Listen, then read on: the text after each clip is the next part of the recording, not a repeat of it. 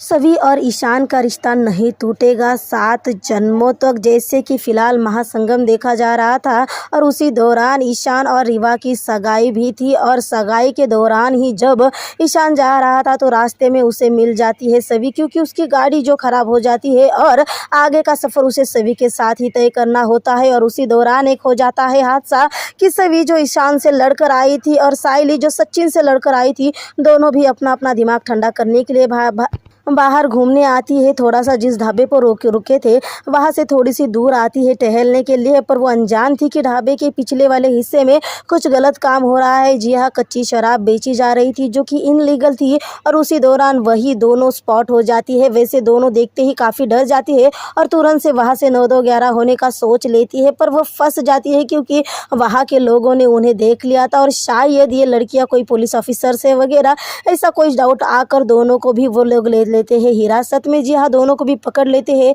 और ले जाकर कर देते हैं भट्टी में बंदी। जी हाँ, थैंक्स टू सचिन की सचिन और ईशान दोनों मिलकर ढूंढ लेते हैं सभी और साइली को और उसी दौरान दोनों बचा लेते हैं। और उसी दौरान सचिन और ईशान के फाइटिंग के साथ साथ हम लोगों को सवी और साइली की भी फाइटिंग देखने को मिलती है। बट उसी दौरान सवी का पैर जो था उसके पैर पर आ जाती है चोट। वैसे रात के वक्त को कुछ ज़्यादा महसूस नहीं हुआ, पर अगली सुबह वो पैर इतना ज़्यादा सूज गया था कि पूछो मत, सवी से चला भी नहीं जा रहा था। और जब ईशान ने मदद करनी चाहिए सवी से तो सवी ने तुरंत से मना कर दिया कि मुझे आपकी मदद नहीं चाहिए, आप प्लीज़ वहाँ जाइए जहाँ आपको होना चाहिए। और जो रुमाल ईशान ने सवी के पैर पर बांधने के लिए लिया था उसे मना करते हुए सवी खुद का रुमाल लेकर अपने पैरों पर बांधकर सीढ़ियाँ चलने लगती है। पर ईशान थोड़ी सवी को ऐसी हालत में छोड़कर जाएगा और वही पूरे परिवार वाले भोसले परिवार वाले ईशान की राह देख रहे होते हैं। तो वही रीवा को बहुत ज़्यादा डर लग रहा होता है इस बात को लेकर कि फिर से कहीं सवी और ईशान साथ ना हो। वैसे रीवा का यह डर भी सही था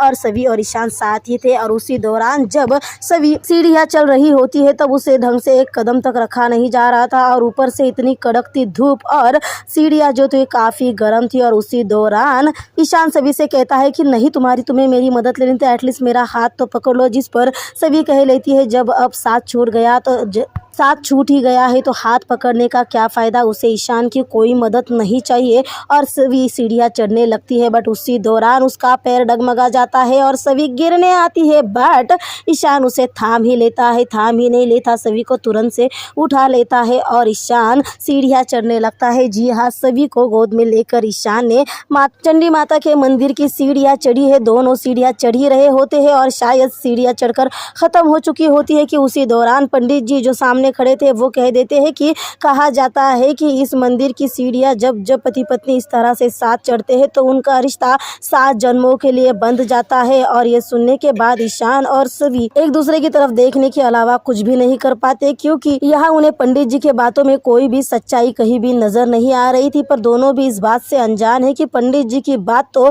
सच्चाई की लकीर है, क्योंकि आगे की कहानी में होने तो यही वाला है। तो जरूर देखिएगा गुम है किसी के प्यार के अपकमिंग एपिसोड जो कि काफ़ी दमदार होने वाले हैं, क्योंकि आगे के ट्रैक में हम लोग देखने वाले हैं कि जिस ईशान ने रीवा से शादी करने का तय कर लिया है और रीवा से उसने सगाई भी कर ली है, उसी ईशान को अब महसूस होने लगा है सभी के लिए अपना प्यार। और इसी के चलते उसने तय कर लिया है कि उसकी असली मंजिल रीवा नहीं